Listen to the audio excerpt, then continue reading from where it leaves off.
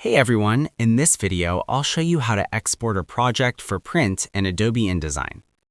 Let's say I have a document with multiple pages and I need to print it or send it to a professional printer. For this, you need to make sure the print format is set correctly. The first thing you want to do is go up to File, then go down to Export. Now, click on the File Type section and select PDF. As you can see, there are two types of PDF here. From here, select Print PDF to set the correct printing format. Now you'll see the Export dialog box. Under the Standard option, go to the first one, which is the PDF 2001 Standard. I find this is a really good option to use for professional printing. Since this is a multi-page document, make sure Pages is set to All. The next important thing you need to do is add marks and bleed. If you're using a document that has artwork going all the way to the edge of the page, like a photograph or a solid background color, you'll need to add bleed and crop marks. For this, check the Use Bleed Settings option.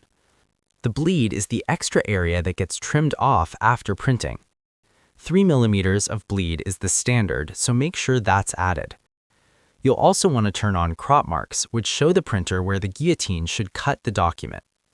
Once you've set those options, click Export. And that's it. Now let's go to the saving location. Let's open the PDF we just exported. Now you have a PDF ready to be sent to print, complete with bleed and crop marks on each page. And that's how to export a PDF for print from Adobe InDesign. If this tutorial helped you out, make sure to like and subscribe for more helpful guides. And if you found real value in it, a super thanks would be greatly appreciated. Feel free to reach out if you encounter any issues during the process. If this video helps you out, please leave a like and subscribe. Comment below if you have any questions. If you need further assistance, consider hiring a professional using the link in this video below.